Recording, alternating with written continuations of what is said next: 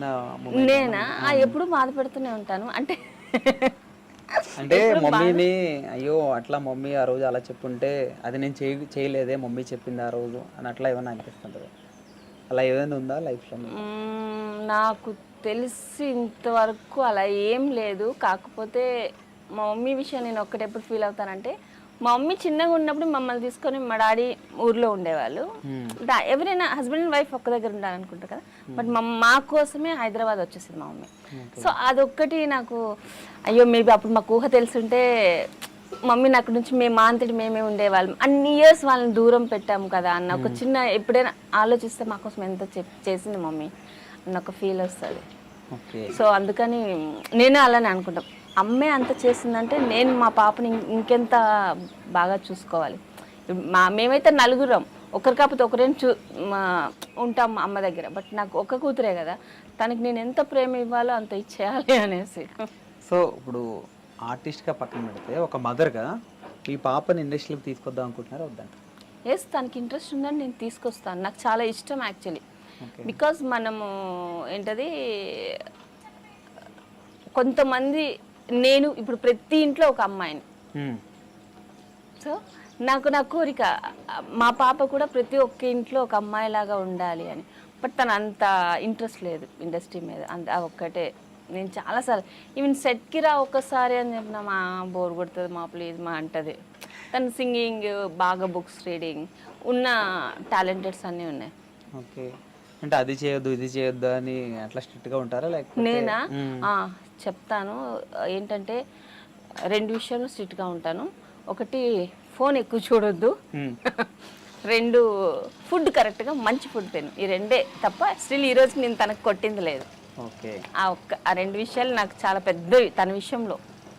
అంటే ఇప్పుడు సీరియల్స్ విషయానికి వస్తే ఏదైనా ఒక క్యారెక్టర్ మిమ్మల్ని అనుకుని మీకు మిస్ అయినవి అట్లా ఏమైనా ఉన్నాయా? ఉన్నాయి చాలా ఉన్నాయి, బట్ నేమ్స్ చెప్పవసరం లేదు. నాకు మెయిన్ లీడ్ నేను చేస్తున్నప్పుడు అనుకొని డేట్స్ అడ్జస్ట్ చేయదని సందర్భాలు ఉన్నాయి. తర్వాత ఎందుకులే తను ఆల్రెడీ 2 చేస్తుంది కదా, దీనిలో పెట్టుకొని ఇబ్బంది పడడం ఎందుకు అనుకొని వేరే ఆర్టిస్టులు, నేను లైన్ విని నెక్స్ట్ ఇంకా డేట్స్ ఇస్తారు నెక్స్ట్ మంత్ అనుకున్నప్పుడు వేరే ఆర్టిస్టు హీరోయిన్గా చేసినవి లేదా విలన్గా చేసినవి.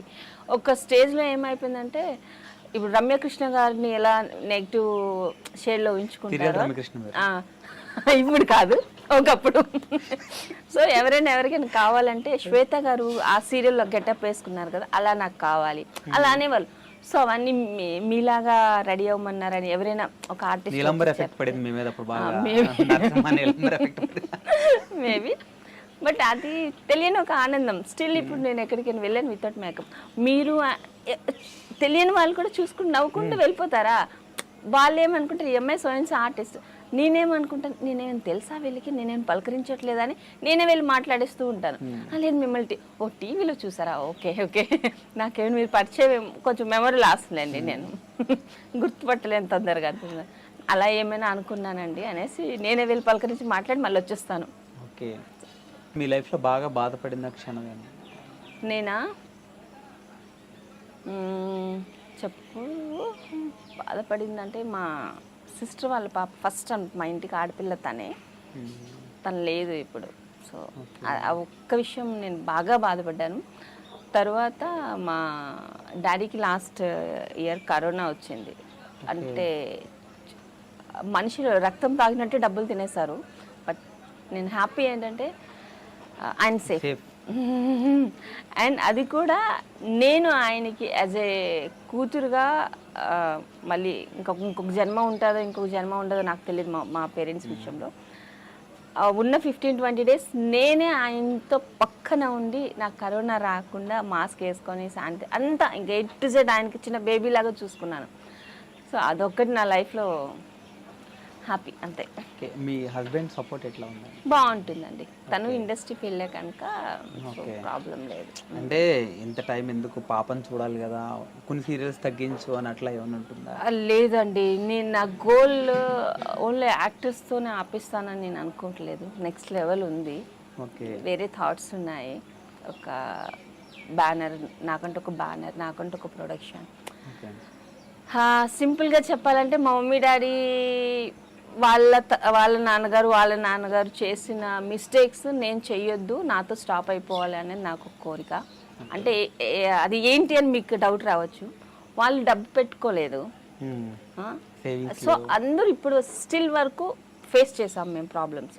నేనేమంటానంటే నేను ఒక్కదాన్ని స్ట్రగుల్ పడి, నేను ఒక్కదాన్ని కష్టపడి, నేను సేవింగ్ చేసి నెక్స్ట్ ఒక 4-5 అంటే మా పాప వాళ్ళ పిల్లలు ఎంతో కొంత మాకు అసలు ఏమీ లేదు అనుకోకుండా ఎంతో కొంత మాకు ఉంది అని మాలాంటి ప్రాబ్లమ్స్ వాళ్ళు ఫేస్ చేయొద్దని ఇప్పుడు నేను ఒక్కదాన్ని ప్రాబ్లం ఫేస్ చేయాలి. తర్వాత 3-4 జనరేషన్స్ సో నేను ఫేస్ చేస్తే వాళ్ళు హ్యాపీగా ఉంటారు. ఒక నార్మల్ అమ్మాయిలా ఆలోచిస్తున్నారు. అంతే. ఓకే, అంటే ఈ 17 years జర్నీలో అంటే ఏదో ఒక క్యారెక్టర్ సీరియల్ అవని ఏదో ఒక దాంట్లో ఏదో క్యారెక్టర్ తీసి అయ్యా ఈ క్యారెక్టర్ అయితే నేను ఈ క్యారెక్టర్ నాకు ఎంత రాలేదు, ఎలాంటి క్యారెక్టర్ నాకు ఎంత రాలేదని ఎప్పుడైనా అనిపించిందా? అయ్యో యాక్చువల్లీ అంటే యాజ్ ఏ ఇప్పుడు ఆడియన్ అవని నార్మల్గా ఉంది, మీరు ఆర్టిస్ట్గా చాలా ఉంటాయి కదా, ఇప్పుడు చాలా చూస్తున్నాం, చాలా క్యారెక్టర్లు చూస్తుంటాము. ఈ టైప్ నాకు అంటే ఆ క్యారెక్టర్ అనే కాదు, అది రాలేదు. నేను ఆల్మోస్ట్ బిచ్చగత్తి క్యారెక్టర్ కూడా చేసేసానండి. అదే అన్ని చేస్తారు కాబట్టి మీకు నాకేం అనిపించట్లేదు. ఒక్కటి అప్పట్లో సూర్యకాంతం గారు ఉంటారు, నాకు చాలా ఇష్టం. ఆమె లాగా ఏదైనా వస్తే అంటే ఆమెది కోపం ఉండదు, ప్రేమతో తిట్టేలాగా ఉంటుంది కదా, నాకు అది చాలా ఇష్టం. అలాంటి క్యారెక్టర్ రావాలి. ఇప్పుడు కాలేండి, ఓకే కొన్ని ఇయర్స్ తర్వాత. మూవీస్ ఎందుకు అంత ఇంట్రెస్ట్ చూపించలేదు మీరు? సేమ్ సీరియల్స్ అలవాటు అయిపోయిన తర్వాత ఏమైందంటే నేను చేశాను మూవీస్ కూడా మధ్యలో. అదే ఎందుకు ఎక్కువ కంటిన్యూ అంటే రికగ్నైజ్ అయ్యేలా ఎక్కువ చేయలేదు కదా. నాకు యమదొంగ తర్వాత చాలా మంచి ఆఫర్స్, సెకండ్ లీడ్ కూడా వచ్చేది, చిన్న మూవీస్ కూడా minimum 50 lakhs 60 lakhs second lead కూడా ఆఫర్ వస్తే నాకు వద్దు, నాకు అంటే ఆ 10 రోజులు వెళ్ళి పని చేసి వచ్చేసి అక్కడ ఏదో తెలియని వాళ్ళలాగా ఒక సైడ్ కూర్చోవడం, ఈ సీరియల్ అలవాటు అయిపోతే అదొక ప్రాబ్లం వస్తుంది ఆర్టిస్ట్కి. అందరిలో కలిసిపోవడం, అందరు కలిసి కూర్చొని భోజనం చేయడం, ఇలాంటి కొన్ని ఉంటాయి కదా. అదే నాకు తెలియకుండా చిన్న ఏజ్లో నేను మిస్టేక్ చేసినవి ఇవే. ఫస్ట్ సీరియల్స్ అసలు వద్దనుకున్నాను, వన్ సీరియల్లో ఫిక్స్ అయిపోయిన తర్వాత మూవీస్ వద్దనుకున్నాను. మూవీస్ ఆ స్టేజ్ క్రాస్ అయిన తర్వాత మళ్ళీ సీరియల్స్ కంటిన్యూ చేస్తున్నాను. ఇప్పుడు అనుకున్నా అయ్యయ్యో ఎందుకు సినిమాలు వద్దనుకున్నానే, ఇంత చైల్డ్ మెంటాలిటీ ఏంటి. ఇంట్లో వాళ్ళు చెప్పేవాళ్ళు మూవీస్ ఆఫీస్కి కాల్ వచ్చింది వెళ్దామని, నాకు వద్దు నాకు అక్కడ మాట్లాడడానికి ఎవరు ఉండరు, ఏం చేయరు. ఇలానే ఒక జిద్దిలాగా చేసుకొని మూవీస్ వదిలేస్తాను. బట్ చేస్తాను ఒకరోజు మంచి క్యారెక్టర్స్ డెఫినెట్గా. ఇప్పుడు మీ లైఫ్లో ఒక డ్రీమ్ అంటే స్టిల్ ఇంకా అవ్వలేదు, సో అలా అవ్వాలి అది అవ్వాలి అనేది ఒకటి ఉంటుంది కదా డ్రీమ్. నేనా చెప్పాను కదండి, నా నెక్స్ట్ ఒక 4-5 తరాలు దగ్గర డబ్బులుండి వాళ్ళు హ్యాపీగా ఉండే అంత సంపాదించి పెట్టుకోవాలి. ఒక డ్రీమ్ రోల్ క్యారెక్టరా? మీరు ఆల్రెడీ అంటే డబ్బులు సంపాదించాలి 4-5 తరాలు అని చెప్పేసారు. డ్రీమ్ రోల్ సీరియల్ క్యారెక్టర్సా లేకపోతే బయట డ్రీమ్సా? బయటనే ఏదో ఒకటి. నేను మంచి ప్రొడ్యూసర్ అవ్వాలి. ఓకే అంతే, ఆల్రెడీ స్టార్ట్ చేశాను. సీరియల్ ఫస్ట్, తర్వాత ఆబ్వియస్లీ నెక్స్ట్ స్టెప్స్ ఉంటాయి కదా. ఓన్లీ ఎక్స్క్లూజివ్ మనకే ఇది. Yeah please. సీరియల్ ప్రొడ్యూసర్ గా మారిన ఆర్టిస్ట్ శ్వేత గారు ఇప్పుడే వేయద్దు, ఒక 3 months తర్వాత వేయండి. టైటిల్ మార్చుకొని 3-4 months తర్వాత. ఓకే సూపర్ అండి. Once again thank you so much. Thank you. నేను ఎవరికి ఇంత ఓపెన్ గా మాట్లాడలేదు, బట్ ఫస్ట్ టైం. మీరు ప్రొడ్యూసర్గా కూడా మంచి సక్సెస్ కొట్టాలి, మంచి సీరియల్స్ తీయాలని చెప్పి హార్ట్ఫుల్గా కోరుకుంటున్నాను. థ్యాంక్ యూ సో మచ్ అండి. ఇది మన శ్వేత గారితో special chit chat. This is Venky signing of.